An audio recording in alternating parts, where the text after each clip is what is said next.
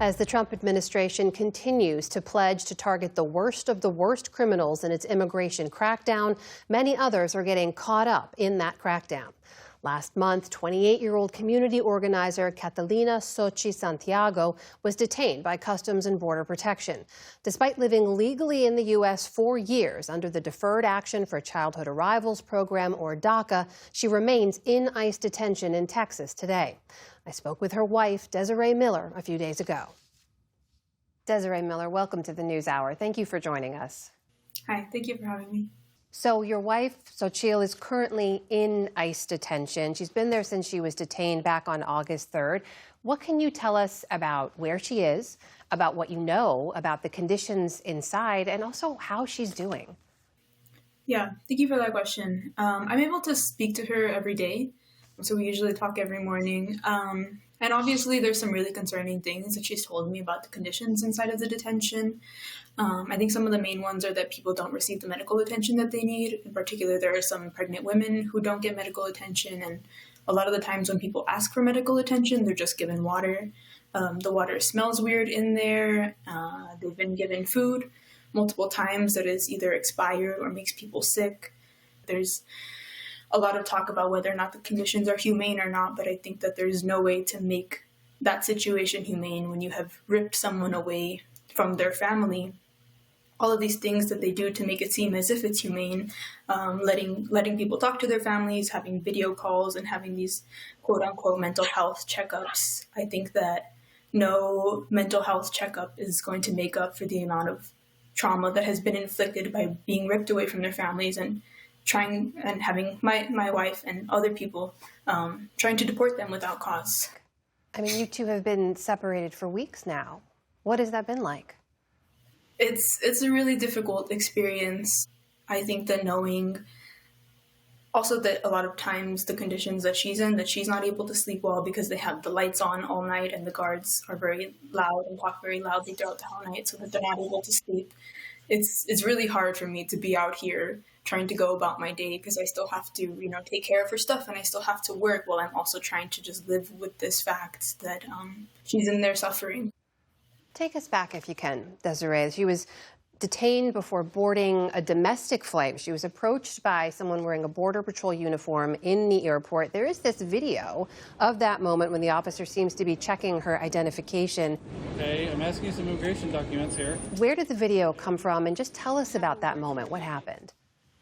On that day, August 3rd, she sent me a video of that officer questioning her, the one that is now all over social media, and told me that they had taken her DACA card and were refusing to give it back. So after that, I was obviously very concerned. I was texting her and calling her, and I didn't get any response after that. So for several hours, I didn't know where she was, if something had happened to her, if everything was fine, and she was just on the plane.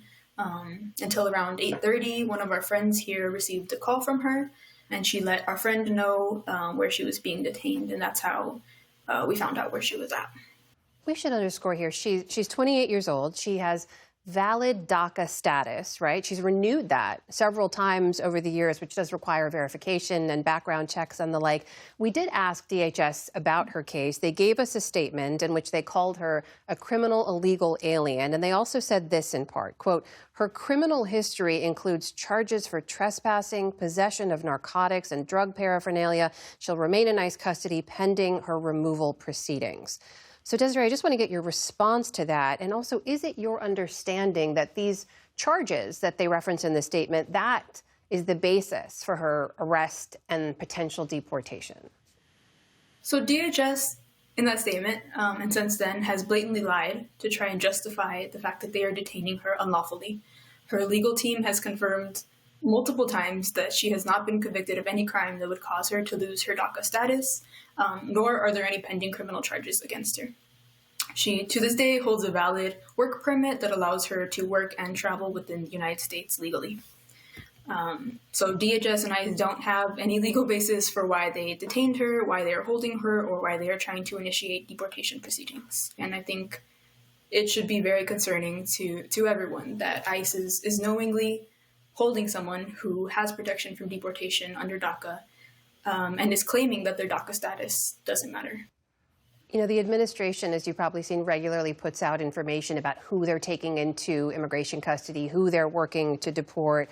Violent criminals are usually who they highlight in those messages, and there are absolutely violent convicted criminals among those they're working to deport, but they continuously say that they are working and targeting the worst of the worst. What does that mean to you? What's your reaction to that? There's a lot. There's a lot going on inside of me to hear that, which is really an example of how they are using this language of calling people criminals, illegal aliens, as a way to distract from what the reality is of what they're doing, which is that these are people who they are taking and detaining and trying to deport. They are people's wives, brothers, sisters, mothers, grandparents. I think Xochitl is really an example of that, and that she has dedicated her entire life to improving her community in so many different ways to protect people who have immigrated to this country, and now she works in our community.